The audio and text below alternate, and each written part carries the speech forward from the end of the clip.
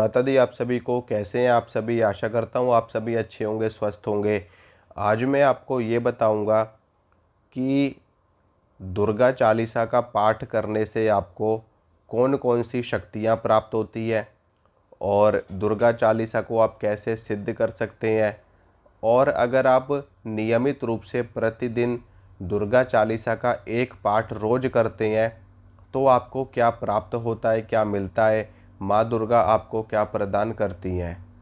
दुर्गा चालीसा एक शक्तिशाली पाठ है, शक्तिशाली चालीसा है। जो प्रमुख चालीसाएँ हैं उन सभी में से एक है। जैसे कि हनुमान चालीसा, शिव चालीसा, विष्णु चालीसा, वैसे ही माँ दुर्गा की भी चालीसा है। और इस चालीसा का पाठ बहुत ही व्यापक रूप से होता है। बहुत लोग दुर्गा चालीसा का पाठ करते हैं। और गीता प्रेस वालों की जो दुर्गा चालीसा है वो बड़ी ही अच्छी है, यानी कि शुद्ध है। आप उसका पाठ कर सकते हैं।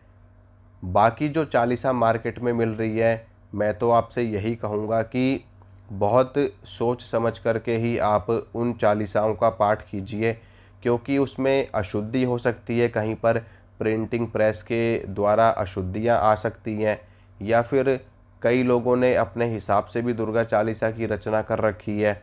लेकिन मैं यहाँ पर आपको जो गीता प्रेस वालों की दुर्गा चालीसा है उसी का पाठ करने की सलाह दूंगा, क्योंकि वो सही है, शुद्ध है और वही चालीसा प्रामाणिक भी है। अब मैं आपको ये बताता हूँ कि दुर्गा चालीसा माँ दुर्गा की एक स्तुति है। इसके द्वारा माँ दुर्गा की स्तुति की जाती है। और जब आप माँ दुर्गा की स्तुति प्रतिदिन करते हैं, यानी कि चालीसा पढ़ते हैं, तो धीरे धीरे करके कुछ समय के बाद में ये चालीसा, ये पाठ सिद्ध होने लगता है। क्योंकि आप रोज़ माँ दुर्गा के सामने इसका पाठ करेंगे तो माँ दुर्गा धीरे धीरे करके आपके ऊपर प्रसन्न हो जाती हैं और आपकी जो चालीसा है उसको सिद्ध कर देती हैं। क्योंकि ऐसा माना जाता है जब हम किसी कार्य को रोज़ करते हैं, प्रतिदिन करते हैं, तो उस कार्य में हमको महारत हासिल हो जाती है, हमको सिद्धता हासिल हो जाती है, हम उस कार्य में परिपक्व हो जाते हैं। उदाहरण के तौर पर अगर आप प्रतिदिन प्रतिदिन आप एक्सरसाइज करते हैं, योगा करते हैं, प्राणायाम करते हैं, या फिर आप कोई भी एक्टिविटी करते हैं, लेकिन अभी आप उस कार्य को नए सिरे से कर रहे हैं, आप उस कार्य में नए हैं, तो शुरुआत में आपको थोड़ी समस्या हो सकती है, उसको सीखने में आपको टाइम लग सकता है। लेकिन जैसे जैसे आप उसको रोज़ करने लगते हैं तो वो चीज़ आपके अभ्यास में आ जाती है, और वो चीज़ एक समय ऐसा आता है कि जब आप उस चीज़ के मास्टर बन जाते हैं।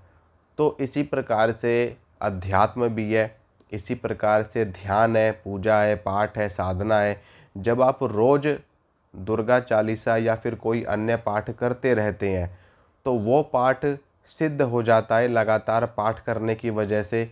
और एक समय ऐसा आता है कि जब उसमें आपको पूर्ण सिद्धि प्राप्त हो जाती है, आपको उसमें मास्टरी प्राप्त हो जाती है, या फिर हम ये कह सकते हैं कि वो पाठ पूरी तरीके से पक जाता है, सिद्ध हो जाता है। जब कोई भी मंत्र या कोई चालीसा या कोई पाठ सिद्ध हो जाता है तो वहाँ से एक शक्ति प्रकट होती है, एक शक्ति जागृत हो जाती है, जो आपको मिलती है, जो जापक को मिलती है, पाठ करने वाले को मिलती है।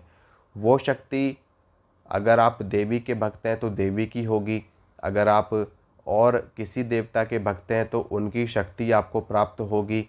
वो शक्ति कुछ भी हो सकती है, देवी देवता आपको कोई सी भी शक्ति प्रदान कर सकते हैं आपसे प्रसन्न होकर के। वैसे तो आपके लिए कौन सी सिद्धि सही है, कौन सी शक्ति सही है, ये हमारे इष्ट से बढ़कर कोई नहीं जानता।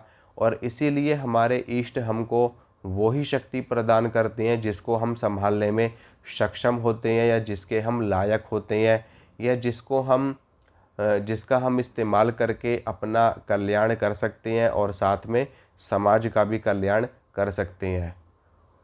तो दुर्गा चालीसा का रोज़ एक पाठ अगर आप लगातार करते रहते हैं तो धीरे धीरे करके 2-4 सालों में ये दुर्गा चालीसा आपकी सिद्ध हो जाती है। जब वो एक पर्टिकुलर संख्या पूरी हो जाती है, जो एक कहते हैं कि हर मंत्र की सिद्धि के लिए कहा जाता है कि आप 1.25 लाख जाप करिए।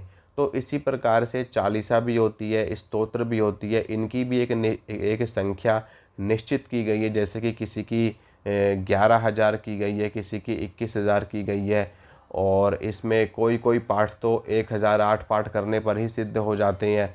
तो इसी प्रकार से जब आप चालीसा और स्तोत्र जल्दी सिद्ध होते हैं, क्योंकि ये पाठ में बड़े होते हैं। मंत्र आप 5 मिनट में, 10 मिनट में एक माला कर लेंगे, लेकिन इतनी देर में आपका एक पाठ होगा।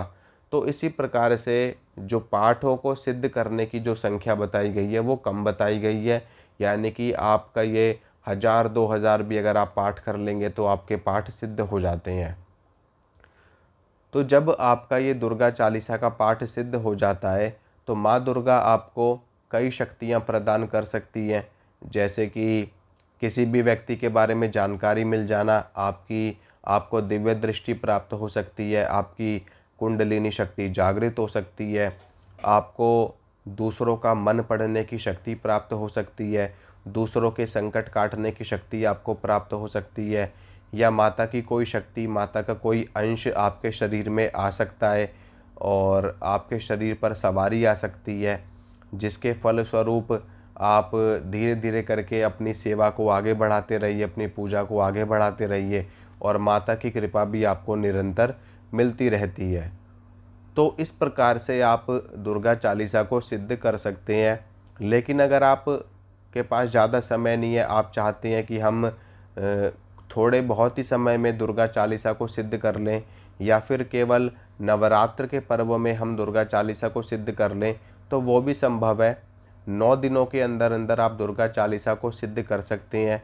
उसके लिए आपको प्रतिदिन 108 पाठ करने होंगे और 9 दिनों तक लगातार आपको पाठ करने होंगे। अगर आप ऐसा करते हैं नवरात्र विधि से, सारी चीज़ें करते हुए, व्रत रखते हुए, उपवास रखते हुए, तो निश्चित रूप से, या फिर अगर आप व्रत उपवास नहीं रख सकते तो सात्विक आहार लेते हुए आप दुर्गा चालीसा के 108 पाठ रोज करेंगे तो दुर्गा चालीसा सिद्ध हो जाएगी और माँ दुर्गा की कृपा आपको प्राप्त हो जाएगी। तो अगर आपको ये जानकारी अच्छी लगी है तो वीडियो को लाइक करना, शेयर करना, चैनल को सब्सक्राइब करना। मिलूँगा मैं आप सभी से अगली वीडियो में। जय माता रानी की।